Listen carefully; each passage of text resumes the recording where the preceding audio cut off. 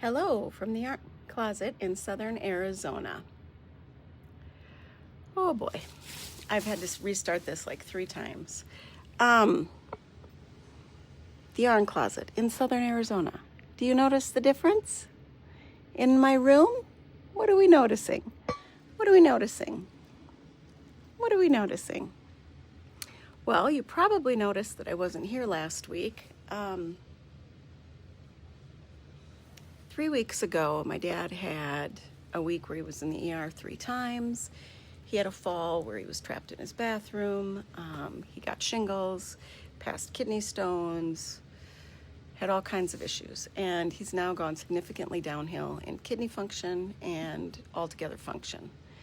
So he has moved in with us for palliative care. And life's a bit crazy. I started my new job that same week. That is a crazy job. It is very fast-paced. About every half an hour during the day, I'm getting and receiving students, doing recesses, doing lunch duties, doing prepping. I'm a reading teacher parapro. So the yarn has been minimal. What I am going to try to do today, since someone always has to be here, is I'm going to try to get one of the guys to do a drop-off for me at the Crochet for a Cause locally, because I have this that my dad used to use that he won't need again, which is the buttoner and the zipper pull for elderly. We have a set of large-handled silverware for people. We have some of my little pouchy bags. I have that big blanket. I also have a wheelchair that we're going to give them. Contact your local low-income nursing home and find out if you lose someone in your life and you have wheelchairs, other things that might help. Because we're at palliative care, we're not getting equipment in the home from like the hospice organization. So we've got a lot of things that we've had to get on our own dime to help with the situation. And so that's always an option. I'm going to try to take an hour today and just sit with my dad and continue to crochet on this blanket, because I haven't had the bandwidth over the last few weeks. I've done a little bit of knitting in school, but I didn't bring it home on my little cowl. I made this much progress on this little blanket. I hope it'll be like a toddler size, because I think I have enough yarn for that. I still have this sweater started that we got donated that I'm going to try to put together today, and at least finish all of what's there and maybe get a sleeve cast on and try to figure out if I'm on the right gauge for the sleeves. I don't like the proportions of the sweater. I think it's wonky and weird, but somebody's going to love it. This is what I have learned over the years that I used to do craft shows. I would make stuff and I would think, I do not like this color combination. It didn't work the way I expected, or I don't like the cut of this bag or this sweater. And somebody would come up to me and be like, I'm in love with this. So, just go for it. My glasses are all over the place. I don't even know if I'm using the right strength. These are the lower strength. Didn't do great yesterday, but whatever. We're going to try to get, if you noticed in the background, that's a twin mattress. That's mine. My daughter's also on a twin. We swapped out some beds. So we're putting together a trundle bed today. So my daughter will be on the top and I will pull mine out, because we couldn't have 2 freestanding twins in this room and be able to open the closet. But we're going to do that because she's thinking she might want to keep that in her room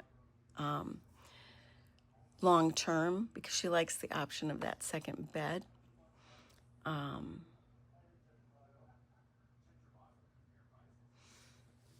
But for now, we're sharing, and that makes the most sense. So my dad has the bigger bedroom because he's got to have, he's pretty much bedbound. I mean, we get him up a few times a day when he's got the strength to get up and stay sitting. If he doesn't have the strength, he'll just slide right out of the wheelchair.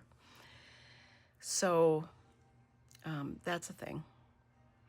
I'm very lucky that my husband is a retired fireman paramedic and has the skills to do this while I'm working, so I don't have to give up this job. Because with the economy the way it is, we need this job. And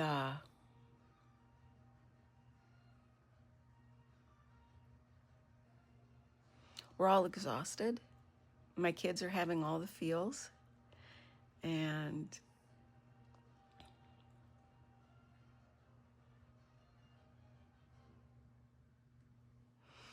we're not putting any care issues on them. They're never home alone with Grandpa. There's no care issues. It's all my husband and I. I try to relieve him in the mornings and the evenings, and then on the weekends. So, but at times I need his help to move my dad, because he was like a 225-pound guy. He's now 190, but he's squishy now. So that makes it harder. It's good that I had CNA training back in my youth to help my grandma, his mom. She lived to be 101. And we're just going to see how this goes. And this is going to become our new normal. Everybody's just fine with it. It's not a bad thing. It's not a bad thing. I would encourage people to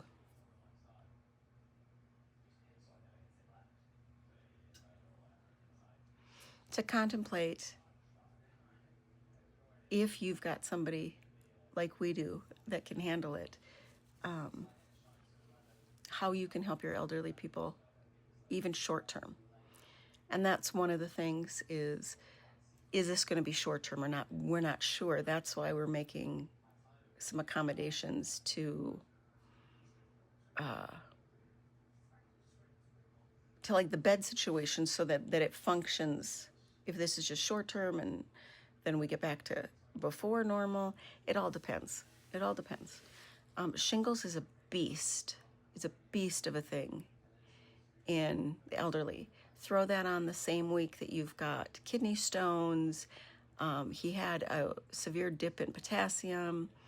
I mean, that's a beast. So we don't know. He's recovered faster. He's made more progress in the week that he's been here than he did for the 10 days he was in the hospital. And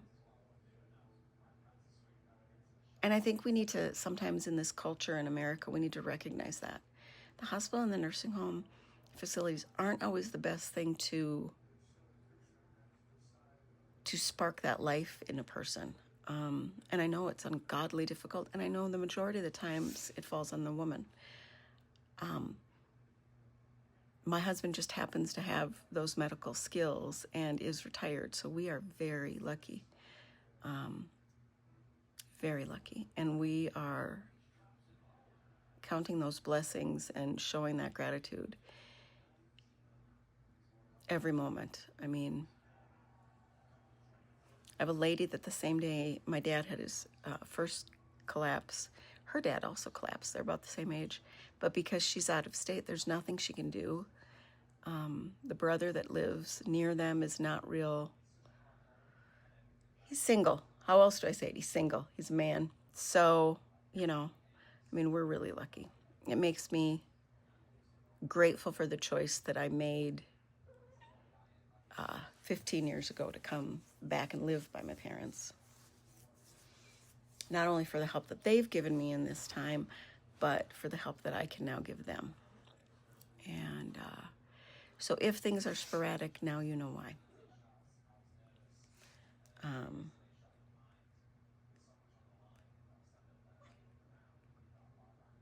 And I just want to get back in there and spend some time with him. So I hope you have a good day, and keep it simple, We are focused on all the simple things these days. Getting everybody fed, keeping everybody clean, getting through what we need to get through, and then just having lots of chill time. It definitely puts rest into perspective. Look with your heart first, not your eyes. Thank you from the Yarn Closet.